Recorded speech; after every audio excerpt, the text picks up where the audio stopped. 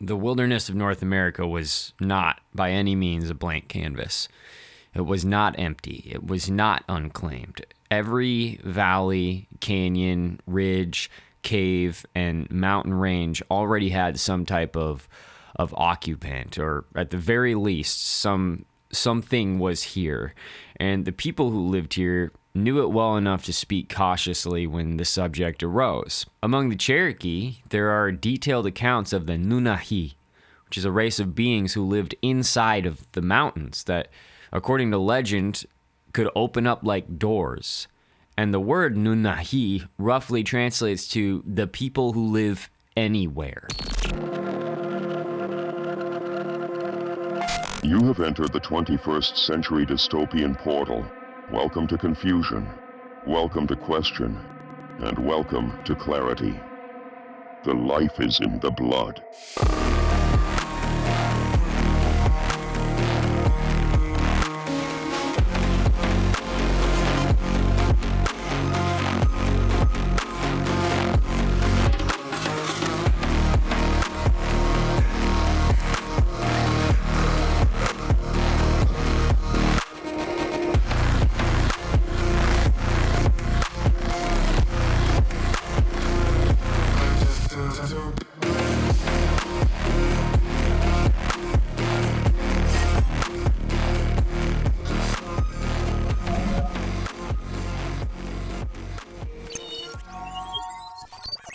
Hey everybody, welcome back to the 21 CD podcast. As always, I'm your ghost, John.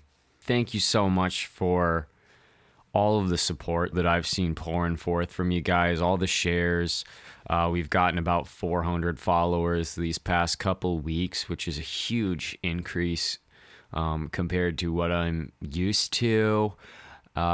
As always, all of my links are in every description of the video. I do have a Buy Me a Coffee right now. I probably go through about 2 pots of coffee a day. So if you'd like to buy me a cup, you can do it there. Also on my Instagram, I post occasionally. I have a Substack, I have a Spotify, and I have audio only platforms as well if you're trying to save some battery on your phone or whatever while you're listening. Anyway, thank you guys for your support in these weird times, and let's get right into it. One of my favorite topics: what the heck is going on in the national parks? Long before the idea of the United States even existed, before the Park Service, before the frontier, before the first European ever even set eyes on the Rockies, allegedly, the wilderness of North America was not by any means a blank canvas. It was not empty. It was not unclaimed. Every valley, canyon, ridge, cave, and mountain range already had some type of occupant, or at the very least, something was here. And the people who lived here knew it well enough to speak cautiously when the subject arose. The modern fantasy of untouched wilderness, of endless forests waiting to be explored, that's pretty much a political invention that the colonizer came up with just to feel better about their sins when they came through and exterminated and removed all of the people that were here. And the people who walked these lands for thousands of years before colonization did not view the wilderness as just another place for recreation. It was a living system filled with personality and intelligence. It was a place that could help you or it could destroy you. A place that was populated by beings who were older than the arrival of humankind to this place itself. And this is the truth that most Americans these days never learn. And indeed, as we go forth in the way that we're going forth, we don't learn the history of our land anymore. We don't respect the people that came here before. We don't value history like we used to, even though they used to tell us that history repeats itself. Now they kind of just don't seem to believe that anymore, unfortunately. But this truth that most Americans never learn is that nearly every major national park in America occupies land that indigenous tribes considered spiritually hazardous, restricted, or even outright forbidden, as is the case with like the Superstition Mountains. And those designations weren't based just on superstition. They were based on experiences that they had there, things that they saw there, experiences that would be marked on walls and spoken about for thousands of years afterwards. Among the Cherokee, there are detailed accounts of the Nunahi, which is a race of beings who lived inside of the mountains that, according to legend, could open up like doors. And the word Nunahi roughly translates to the people who live anywhere. It's a name carrying kind of unnerving implications, if you ask me. They're not bound by the normal geography that humans understand. They appear in fields, they appear in forests, they're on the mountaintops, they're anywhere they want to be at any time that they want to be there. It's just here one moment and gone the next, often without footprints, without noise, without any kinds of warnings. And that really, it sounds like an interdimensional being, doesn't it? It sounds like something that exists on a different type of plane than humanity. And descriptions vary, of course, but most stories agree that they look almost human, but their presence produces an uneasiness that is very strange. Their expressions hold something that are almost too serene, too poised, too unnatural. They're ancient. Their clothing is unfamiliar and neither Europeans nor tribal in style. Their invitation to join them, which is often extended to hunters and wanderers and children, which is interesting when it comes to missing 411 cases, is irresistible, but often fatal to ordinary people. And people taken by the Nunahi disappear completely, only to reappear years later, unchanged, without aging, without memory of the interval. We have spoken about some of those situations on this channel before where people enter into cave systems, they come across some kind of strange civilization, and years go by, and then they come back out onto the earth as if nothing happened. But alas, years have gone by. And these stories predate any American missing person report by centuries. And they map almost perfectly onto these modern 411 clusters in the Smoky Mountains and other places. Across the continent, in the dense forests of the Pacific Northwest, the Salish and other tribes warned travelers about the Stick Indians as well. And we talked about them a couple weeks ago when I went camping.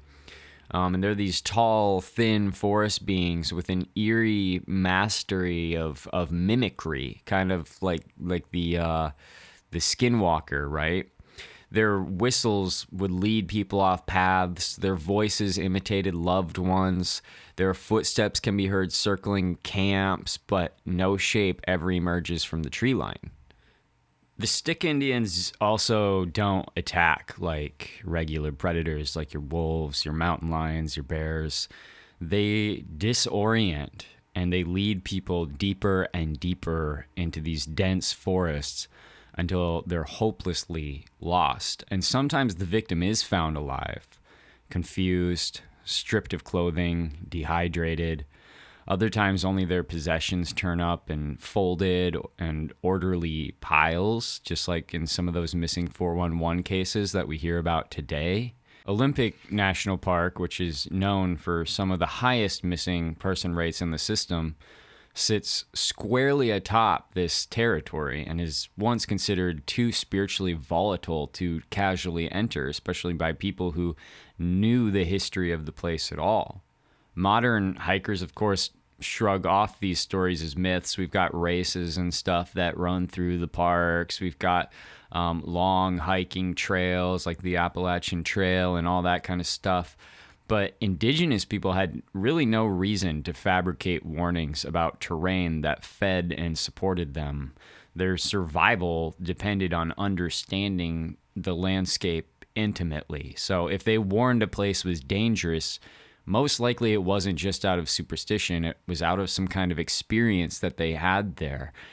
And now we say this from this perspective of thousands of years later, but there are still strange missing cases. And it is highly bizarre to me that I encountered so much difficulty trying to find an exact number of people who are missing in the parks, and that number doesn't exist. And not only is there no record of these missing people and how many there are and when they went missing and where they went missing, they straight up admit that they don't keep track. And to me, that's very bizarre. So, of course, if you have a specific instance, like you can go ahead and be like, well, I'm looking for so-and-so. And you can pinpoint the exact time that so-and-so went missing, what they did to investigate it and stuff like that, and whether or not so-and-so was ever found, some of the details of the case, et cetera, et cetera. But if you're actually trying to study in the macro way, where you're like, how many people have gone missing in Yellowstone? What is the timeline of them going missing? Where are the most frequent places that people go missing in Yellowstone or any of the national parks? If you try to do the whole vision, the whole park, the whole national park system, how many, how often, how frequently, where, why? That kind of information isn't even tracked. They don't have a network of intelligence on that. And they straight up admit that. That's really bizarre in 2025 when we try to track everything. They try to track global warming, for goodness sake. They try to track the ozone layer and all this kind of stuff. But you're not. They track the particles that move on Mars, but you're not going to track how many people are going missing in the national parks. That's just suspicious, is what it is. It's suspicious. Now, the Navajo, the Ute people, some of these cave-dwelling tribes, they have stories of skinwalkers, and skinwalkers often dominate popular imagination. Obviously, my logo is a skinwalker, but the deep Navajo and Ute oral traditions speak just as often about cave guardians, cave spirits, and beings that live between openings in the earth. And these creatures were not ghosts or demons, but something kind of closer to a separate species altogether. They were entities that used the subterranean world as their literal realm. And these stories echo across all sorts of tribes. They just have different names for them, but there's stories across all these tribes of tall figures that emerge from cave mouths, pale creatures, shadows that move without light, whistles echoing from underground, the sense of being watched from inside dark crevices, bones that are deep inside caves that shouldn't necessarily be there, relics that are deep inside caves that shouldn't necessarily be there, creatures that go behind a tree in one form and then come out from the side of the other tree in a different form entirely. Mammoth Cave National Park, which is the largest cave system on Earth, by the way. It's diabolical. It's in Kentucky. If you've never been there, you should at least just go look at it. It's built squarely on ground where both indigenous stories and early European explorers reported humanoid shapes in torchlight, footsteps behind them, and feeling this kind of invisible pursuer behind them at all times. I've done a lot of cave diving in my youth. I grew up in Missouri, where there's just a shit ton of nasty, dirty cliff caves. And so I've done a lot of cave stuff, and it's not necessarily weird to feel followed in caves, but these mammoth caves where you have caverns that open up and you can house thousands of people inside of them, they definitely have a different vibe. And like I said before, at the parks, there's no park ranger today who will publicly admit the number of people who actually go missing in those caves. And you have to ask yourself why. The Hopi stories of the ant people, which are often misrepresented by UFO enthusiasts, in my opinion, are older than any modern conspiracy. And according to Hopi cosmology, the ant people sheltered early humans underground during cycles of global destruction, whether it be fire or ice or flood. And these beings are depicted with elongated heads, narrow bodies, and deep black eyes. People think of them as the Greys. And the Hopi didn't really see them as monsters or gods, but something closer to an ancient subterranean civilization. This is one of the reasons that I don't believe in aliens the same way that everybody else believes. I don't think they're coming from outer space to take us or to experiment on our buttholes or anything like that. I think that they have already been here for one reason or another. And whether they are descendants of the Nephilim, whether they're a different species altogether, whether they're a completely different faction of supernatural beings, I don't know. But I don't think they arrived on a flying saucer. And the ancients didn't either. The Hopi don't describe them as extinct even to this day. The old story suggests that the ant people still live under the surface, and they emerge only rarely, usually during transitions of world ages. So maybe that's why at certain times we see them more than at other times. Grand Canyon National Park, for instance, contains multiple restricted caves that are allegedly associated with these Hopi legends, and it's kind of conspicuous that they are not allowed to be visited. There's a lot of off-limit zones in the Grand Canyon National Park that don't feel like they should be off-limit zones. It doesn't really have an explanation. And it seems like it would be easy to give an explanation. Everybody's going to have their own opinion on these type of things. You know, like some people really are just going to believe that all of these missing people cases and all this kind of stuff can be attributed to bears and wolves and wild animals, scavenger types. They fell off a cliff, got carried away by the river, whatever.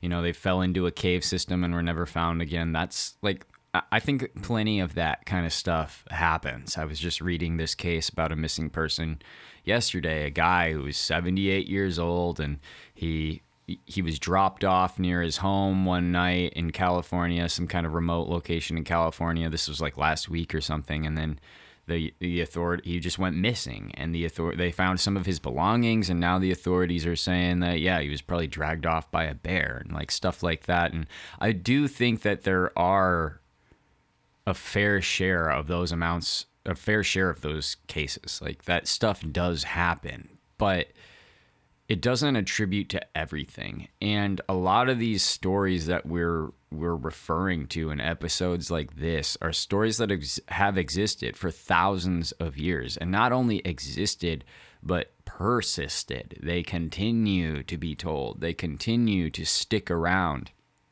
Despite all of the modern technology, the drones, the radar, the sonar, all of the modern technology, there's still so much unexplainable stuff going on.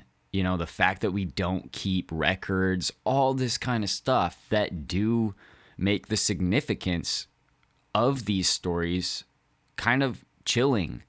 And I think it's simpler than people give it credit for.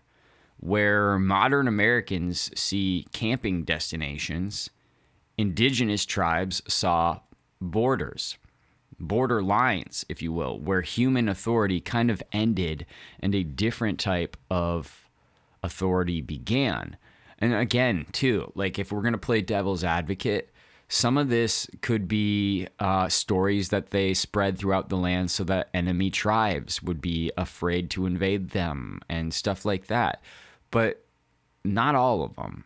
And considering how important oral traditions are, oral history and whatnot are to these native people, those stories, if they were just temporary stories to keep tribes from invading, would eventually fade away. And you would get to the point where they would also have stories about how, yeah, those were mainly stories that we use to scare away people. But they don't tell those stories. These weren't always just lands to conquer. They were lands to respect. They were lands to treat carefully, to occasionally avoid entirely. European colonizers obviously ignored those warnings, and a lot of them went missing too. There's buried treasures all over the place from Spanish explorers who just, entire units of troops would just completely go missing. And those treasures are still out there. There were places that were considered places to completely avoid. And the modern U.S. government, in my opinion, studied them. And instead of heeding the warnings, they did something even stranger. They fenced off the land and they renamed it. They called it a preservation. They called it a national park because there wasn't really anything they could do about it. It was outside of their control. Think about it. When humanity starts to expand, and they're expanding and expanding and expanding, and through, let's just say, the power of God, through the power of what is right, through humanity's brute force, we do purge out the Nephilim like in the old days. We do kill off a lot of monsters like in the old days, and they have fewer and fewer places to hide. That backs them into a proverbial corner. They are forced to then dig themselves in, trench themselves in, and they are possibly at their most dangerous and powerful in that moment, just like a cornered beast. I think a lot of these national parks are the perpetual and the metaphorical corners that these beasts are in these modern times, but also they can't be completely eradicated because they are spiritual beings. They have a place on Earth, but as humans expand, just like any other species, they are forced into some kind of hiding. They are forced to change. They are forced to adapt, and some can integrate into society and some can't. Some are still wild beings that exist in the wild. The tribes knew better back then. They knew that you can preserve the trees, but not necessarily what moves between the trees.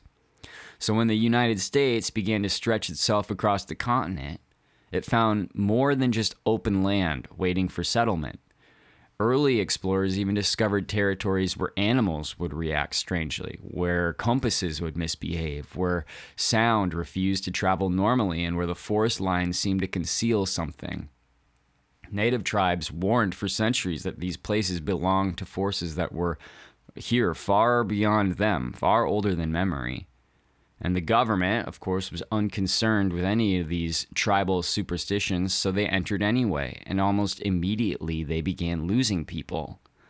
The earliest accounts came through military logs, when cavalry units reported whole nights where the woods seemed to hum as though something invisible was moving between the trees. Hunting parties sent to find food for frontier forts would vanish, or they would be found decapitated or completely obliterated. Sometimes there would be no sign of a struggle at all. They just were completely gone. During one winter campaign, an entire detachment riding through the Bitterroot Mountains broke formation after a column of smoke appeared directly in front of them, only to dissipate like mist when they approached. There was a journal entry that was found that said the men refused to advance. They claimed they heard voices under the earth. And no one at the Department of War at that time wanted to deal with that kind of stuff, right? They just kept coming. This was land to be conquered. We had to get out. We had to get the natives out. We had to get the colonists in. We had to establish civilization in these places. And throughout time, you see that is the main focus of man. Establish civilization, become stronger as a civilized unit. And that's exactly what the mission was. Surveyors, which are those guys who are tasked with mapping the boundaries of an expanding nation, often carried notebooks that were filled with bizarre observations. There was one federal geologist who was working near the headwaters of the Missouri River, and he recorded finding a set of human footprints that stretched for nearly a mile through fresh snow. And the stride was, he said, was too far and too long for any adult man. The impressions were unusually deep, as though the person weighed significantly more than they should. At the end of the trail, the prints simply stopped. They didn't fade. They weren't lost. They just stopped mid-stride, as though the person had stepped cleanly off the surface of the earth. These accounts were not made public a lot of the time. They couldn't have panic spread. It was often attributed to delusions from being alone for too long or being in strange, unknown places too long. They were filed under notes like unusual terrain events and stuff like that, but the patterns emerged, and it was one that the government found deeply inconvenient, in my opinion, that certain regions of the wilderness did not behave like ordinary land, that certain regions seemed to take people, so they just kind of ignored them and fenced those places off. And then came the Yellowstone expeditions. Before Yellowstone became a national park, it was a legendary dead zone. Indigenous accounts from the Crow, the Shoshone, the Blackfeet, they all warned of thermal areas inhabited by beings who mimicked voices and lured unwary people toward vent fields. And now we have these all fenced off and decked out, and they're considered spectacles. But initially, it was said that miners who wandered too far from established trails were said to vanish without a trace. A few survivors insisted that they saw figures watching from steam columns, and they were these tall, human-like forms that dissolved when approached. By the time the Cook-Folsom expedition entered the region in 1869, the stories were already circulating among the trappers there. And the men tried to dismiss them. They didn't want to believe that this was some kind of spiritual war zone. But the strangeness of the place made that dismissal very hard, very difficult. And one diary, which was not included in the official survey report, described an evening where the party heard what sounded like a man calling for help from the direction of a geyser basin. And they shouted back repeatedly, but the voice only answered once more before falling silent. So when they investigated the next morning, they found mud around the geyser that had churned as though something large had moved through it during the night. Again, how many of these stories can you say are true? How many can you say are false if they're just the journals of explorers, miners, trappers, people from the region? It's one of those things where you have to hear these stories and you kind of have to compare them to other stories that you've heard. That's at least how I do it. And if you notice a trend, then sure, maybe we should talk about the trend. But as for each individual story, people lie, people tell tall tales, people tell stories around the campfire. There's always the opportunity for some of these stories to be false. But when there's so many of these types of stories, that's when it becomes truly interesting to me. One of the most disturbing incidents was the disappearance of Truman Everts during the 1870 Washburn expedition. History often paints Everts as an inept traveler who simply lost his bearings. But his rescuers give a different picture. They found him emaciated, trembling, barefoot, completely naked. His clothing had been removed deliberately, not torn off of him. His skin bore long, straight scratches that looked more like the marks of thin fingers than of claws. And when he recovered enough to speak, he avoided describing what stalked him. One of his companions later said that Everts insisted the forest followed him, but those notes never appeared in the official publications. Not long after these incidents, Yellowstone was designated a national park, of course. It was the first in the world. And to most Americans, it appeared to be a triumph of environmental stewardship, right? But to those who knew the true documented events, the decision looked more like a sort of sealing off, a formal kind of quarantine of land that could not be allowed to fall under private ownership. Now, I'm by no means one of those guys who's kind of like an anti-preservationist, right? I'm not against people who hug trees. I'm not against people who want these vast expanses of land to remain untouched or anything. But if there really is some type of monster out here, some type of spiritual race, if you will, whether it's one type or thousands or hundreds of types, whatever, even if for whatever reason you have that you want to fight against, let's just say, Trump's most recent idea is to take a bunch of national park land and use it for mining or for lumber or whatever. I always find these moments really interesting because for all of these years, we've been so focused on preserving it, right? It's been one of the treasures of North America is the fact that we have these national parks and people come from all over the world to see them. And yet once in a while, the government is like, okay, well, I think we can go in there and we can destroy thousands of acres of it now. Why do you think that is? And don't you think it's interesting? Obviously, for the mineral components and stuff like that. That's the obvious answer.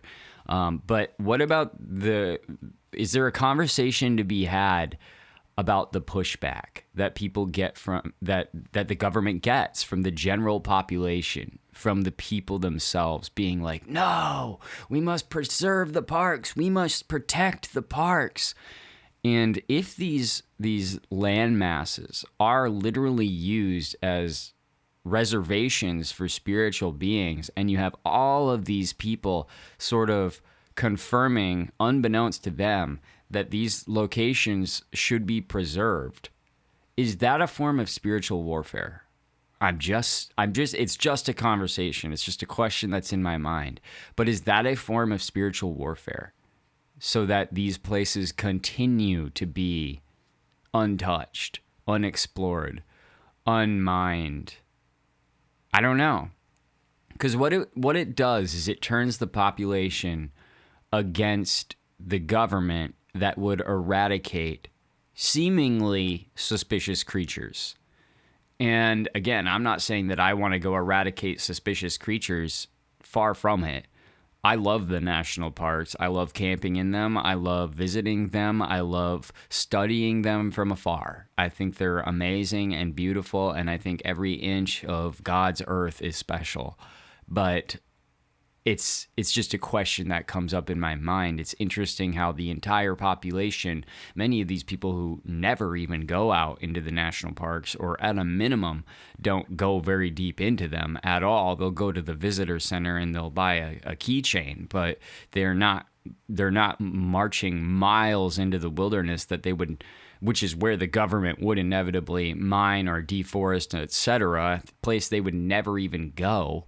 A place that the government wouldn't even have to ask permission to destroy, and they still wouldn't know about it ever. It's not that. It's the fact that the people just come together to protect this realm, and they understand that it must be protected.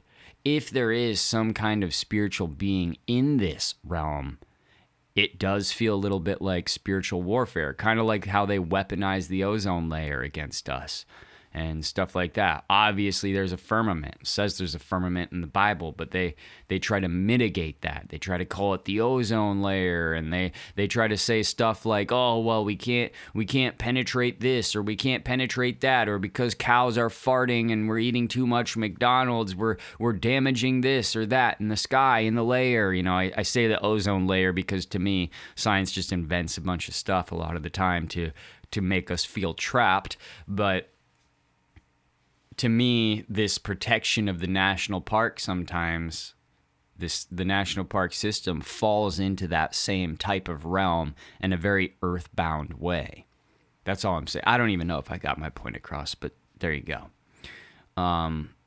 Anyway, yeah, but the establishment of Yellowstone was followed by a string of strange choices. Yosemite became a national park after decades of reports from settlers who claimed to see these tall figures moving near Bridalveil Creek, always disappearing just before being clearly seen, of course. Mount Rainier's designation followed a series of climbing parties who vanished on clear days, only for gear to be found in places that it didn't seem like any human could have climbed to without ropes. Crater Lake was protected shortly after a rash of drownings in perfectly calm water, all of which native tribes attributed to some kind of malevolent lake spirit.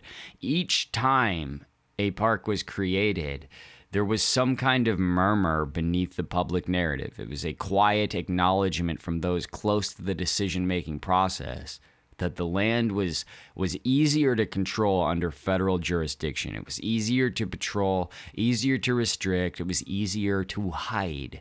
Seen as a whole, the park system begins to resemble not really a conservation movement, but more of like a defensive perimeter or a reservation, like, the natives have been forced to live on and stuff like that. But the early park rangers weren't ecologists. Many were former soldiers, they were scouts, they did not have college degrees or fancy little tools. A lot of them were Indian agents.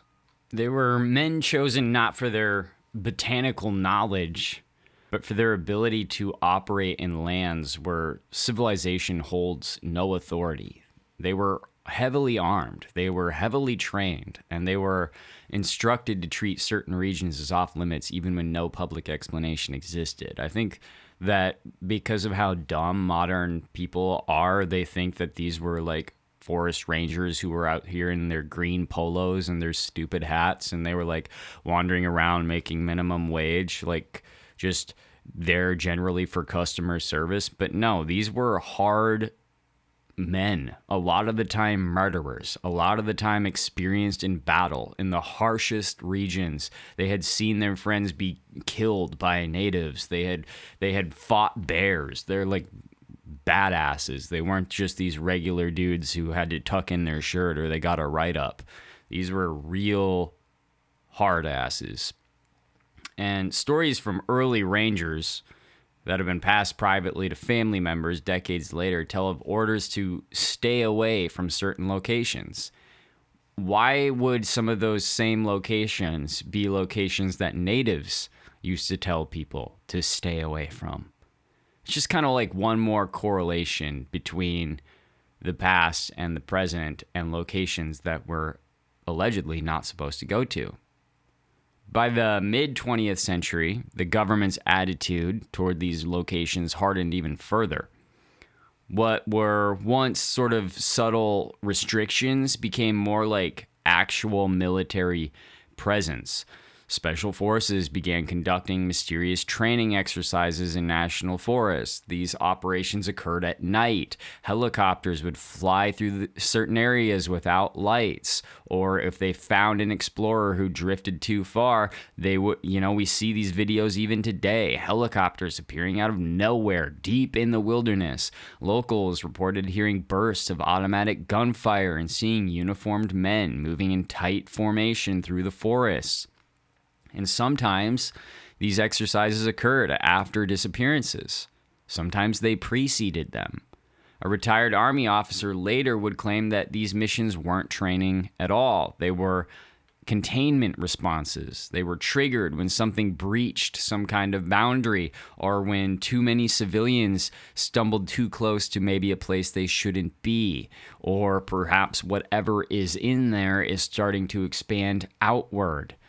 I don't think we should say that the military is preparing for war in these situations. I think there is already a secret war going on and has been for a very long time, because what the natives would protect, the government would wage war upon. That's what I think. By the early 20th century, the federal government had pieced together the same kind of truth that indigenous tribes had known for millennia, allegedly, and that was that some lands are not our lands. Some lands may, in fact, host forces that are intelligent, elusive, territorial, that don't necessarily negotiate through diplomacy, but through disappearance.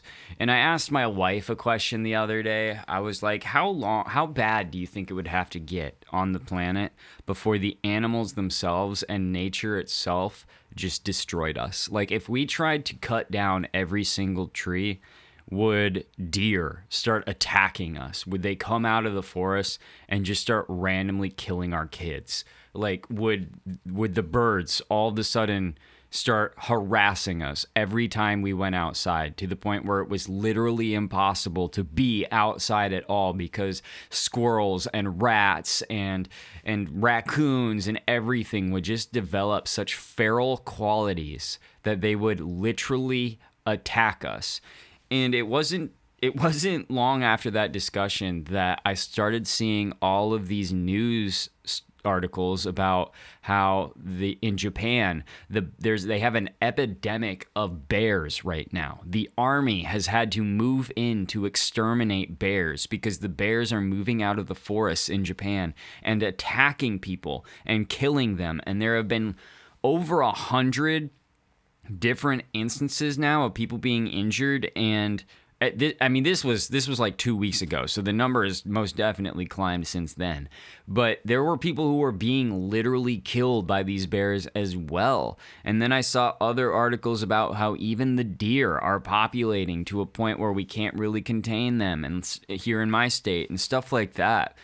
And I think a lot of that could be at play in these national parks too. I think that the animals themselves will just operate on a more kind of spiritual level. I think that they can be manipulated by spiritual beings, and that may give them a more, if you want to say feral, that's fine, but they are at their most natural form, and that natural form is to not only sustain their own bodies, their survival, but part of that survival is protecting where they live, their environment. And so if they see something that challenges the longevity of their lifetime in an area, they might just behave like an animal wouldn't ordinarily behave and just take you out. And that could also be an element of spiritual warfare in these far removed natural environments. And so it's possible that the government, unable to defeat these forces, unwilling to really publicize this because this is a source of income, etc., and we can't show that there's monsters in our interior, they did what governments do when they can't win. They drew lines on a map and they declared them national treasures. They created parks. And it wasn't for our public enjoyment per se. It was for the maintenance of something that was ancient.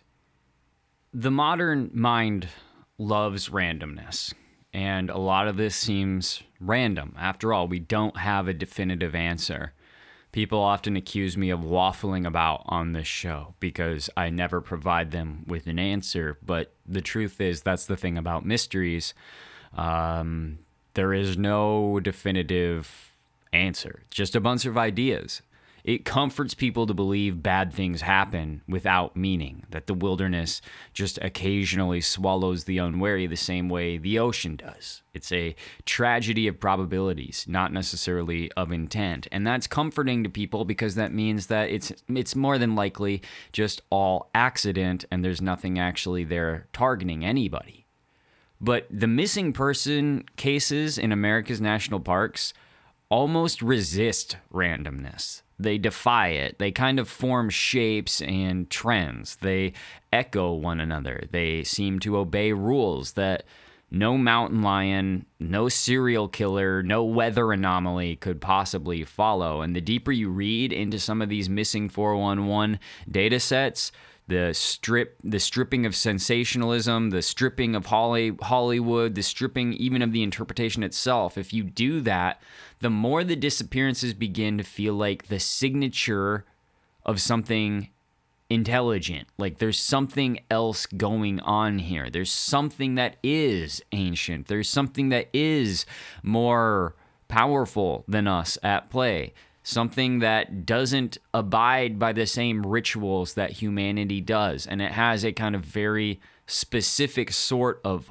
hunger beyond just what a mountain lion or a bear or any other predator might have. And a lot of people like David Paulides. A lot of people don't like David Paulides. If you go to the Lore Lodge, they will absolutely tear him apart. But if you go to Amazon Prime, they worship him as a sort of god. So it's, I speak about him from a place of, I know that he elaborates on some stuff, but I also know that a lot of the cases actually are real and actually did happen the way that he describes them. There's just a little bit of elaboration involved, but I think that there's a certain level of integrity he has and a certain level of sensationalism that has been applied to his work. But he does expose certain patterns that are entirely pulled from real search and rescue records, and they do invite a sort of single, inescapable conclusion, and that's that whatever is taking people is not random, it's not improvisational, and it may not necessarily even be human. One of the most chilling consistencies in missing 411 cases is the terrain. Again and again, cases clutter around granite, particularly massive boulder fields, glacial outcrops, scree-covered ridges, and to the untrained eye, these do appear as just chaotic rubble, but to geologists, they are remnants of sort of an older Earth, ancient fractures from deep fault lines, displaced monoliths that mark routes where the ground itself was sheared open, where you could say the waters from the deep poured forth, just like in the flood accounts and stuff like that.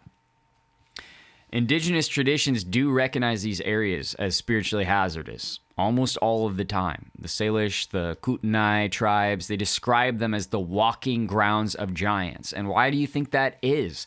Don't we talk about how the giants often may be speculated to have survived by escaping inside the earth?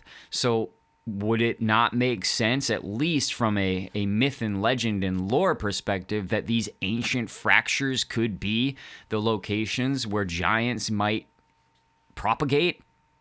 I don't know. I'm just a guy here speaking about it open-mindedly. But the Cherokee spoke of mountainside openings as well that were used by the Nunahai. The Hopi, they warned that shadowed cracks in canyon walls were the breathing places of the under ones. And so you have these correlations across a wide range of tribes. When modern hikers vanish in these very exact places, agencies always attribute the disappearances to falls. But if that were true, shouldn't bodies be found? Locating a fallen human is not very difficult, especially if there's only one way to look, and that's down. Gravity usually delivers a body to a predictable place. But granite fields appear to swallow people in a way that makes rescue teams uncomfortable. It makes finding the fallen very difficult, if not impossible. Trained trackers describe searching these areas as extremely difficult because you can't follow any footprints into this maze that appears to rearrange itself. Dogs lose the trail instantly. Thermal cameras detect heat signatures that blink in and out. They never hold still long enough to identify. More disturbing than that is the psychological effect. Rescuers report a sense of being watched, followed, or lured. Gear doesn't work the way it should work. Radios are cutting out. Compasses are swinging unpredictably. The weather changes very dramatically. Fog descends all of a sudden. This is not an ordinary terrain. And if you're one of those people who believes that like crystals and whatnot have some kind of power, I mean, then you've got to give this a little bit of credence as well. Not only that, but now with all these developments in modern tech where we can store memory inside rocks and inside crystals and stuff, that whole conspiracy theory about the stones remembering and the stones themselves holding data, I don't even know where that fits in, but I think it does fit in somehow. The rocks might be alive in some kind of weird way. And This is the first time that I've really spoken about that. But I think the Earth might be kind of alive in more ways than we realize. And the way that we are now trying to use natural elements for technological abilities, like storing data in water, storing data in rocks, storing data in crystals, using crystals in graphic cards, all this kind of stuff, I think there's a lot more that science, if you want to call them that, these magicians of the modern times, these wizards and warlocks, I think there's a lot more going on than they're telling us. Not just in these national parks, but within nature in general. I think they know that it's far more powerful than us. And all that we could ever really hope to do is exist within it without it consuming us completely. After all, Adam was a shepherd. Jesus was a shepherd. We were sort of given nature, but nature has to be controlled in a certain way. Not destroyed, not eradicated, but man was in charge of administering over nature. That does not mean that if that task is not performed effectively, nature won't begin to try to administer power over man. So from a pattern analysis standpoint, these granite fields do behave like, again, a type of threshold, a type of boundary. Something operates near them, something that understands these locations differently than we do. Another constant, missing person incidents almost always coincide with abrupt weather change, not the normal unpredictability of mountain climates.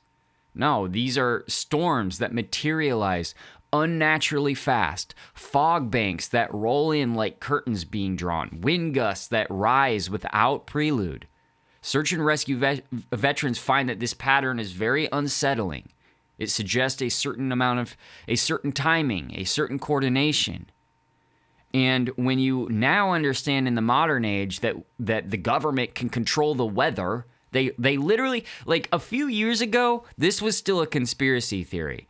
And just within the past 3 to 5 years, they've just basically confirmed all of our conspiracy theories as true. And they did it in the most undramatic way possible. They just said, yup, we can control the weather.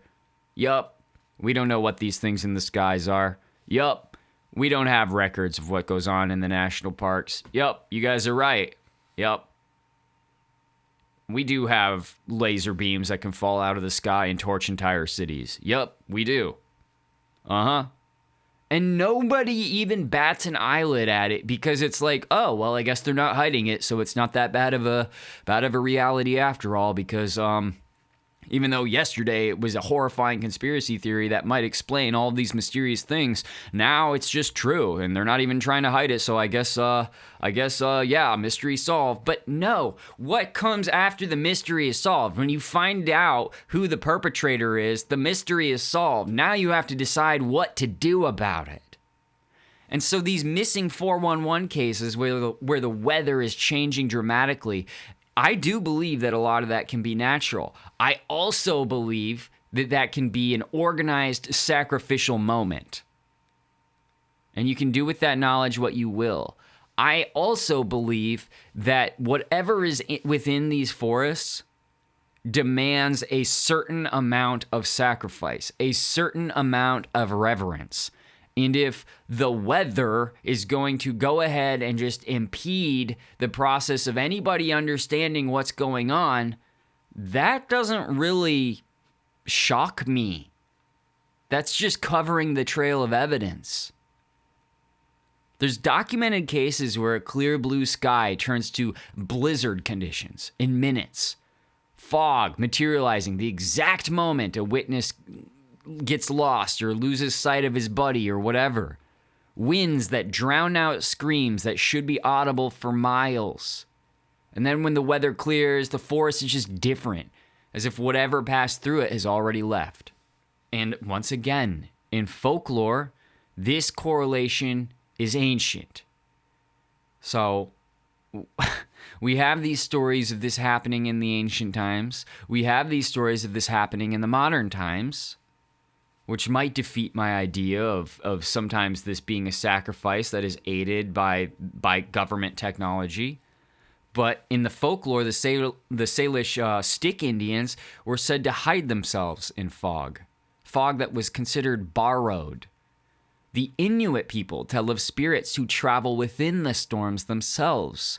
The Algonquin people from my area feared sudden silence in the forest because it was usually a precursor of being taken. So I don't think that weather is just a backdrop in these stories. I think it is a literal tool, both supernatural and technological. And then there's the victims. And the victim types are usually where a lot of people lose interest. But because they're like, oh, well, they're usually kids or old people who just get lost, who shouldn't even be out there in the first place. But it's not just children and old people. It's also experienced mountaineers who are found miles away from their last known position under conditions that no human could survive. You know, they say they're going to one spot and they're found 30 miles away. Or evidence of them is found 30 miles away, or whatever. A child disappears from a lakeshore. The parents turn their back for seconds, and when found days later, the child is perched at 12,000 feet, hydrated, uninjured, and incapable of explaining how he got there. A hunter with decades of wilderness experience vanishes from a well-worn trail. His boots later found neatly placed beside a tree. Laces untied. No tracks. A woman disappears during a trail run. Search dogs track her scent uphill, a near vertical climb, and then lose it in the middle of a clearing. And the official explanation for these types of stories are always the same. Disorientation, panic, they fell. But none of these match human behavior. Listen, when I was in the Army, I went through a certain type of training where we were just dropped in the middle of this massive expanse of wilderness and given a map and a compass and basically told to survive and find these specific locations. And when you find these specific locations, there would be a little tent there, and there would just be one special forces guy sitting in each little tent, and they would mark your map or whatever, and they would be like, okay, there you go, you're good, on to the next one. I was lost at one point during this operation, this training, and I'm telling you, it never occurred to me to just start running in a panic. It never occurred to me that the best idea would be to just completely take off all of my clothes, run around naked, and just get as far away from my location as I possibly am, in any direction whatsoever. It never occurred to me to do any sort of erratic behavior like that. And I know not everybody operates the same as everybody else, but when you take some of these missing 411 cases and you actually analyze them with an eye that is looking for the real truth and not just trying to explain what happened so you can fall asleep at night, it's more than disorientation. It's more than just panic. It feels like people are selected. It feels like people are transported in a weird way. It feels like something depositing them in places they normally wouldn't be able to reach. Missing 411 cases read less like accidents a lot of the time and more like abductions. Not the extraterrestrial kind, but the folkloric kind. I love this stuff. This is one of my favorite topics. You guys didn't really like the pirate crusader topic, but this is another one of my favorite ones. And believe it or not, what I wrote for this, what we got through today, was only about a third of what I wrote for this episode. but I just get so wound up and excited. So we're going to stop here for now. I do have more. Be sure to comment below if this is one of your favorite topics too, or a topic you want to hear more about, because I do have a lot more to go on this. We didn't even get to the whole cave system concept that I wanted to get to, how a lot of missing people are above these cave systems. That kind of goes into the whole goblins concept, beings living underground concept. What is that show? That show that everybody thought was crazy on Amazon. Hellier, that doesn't get into the Hellier concept. I've got all sorts of ideas when it comes to this type of stuff. And so, yeah, comment below if you want more. Thank you guys for following. Thank you guys for liking and sharing. Be sure to hit the little bell if you guys like me. And remember, the life is in the blood. Keep it inside you, because the life is in the blood. Love you.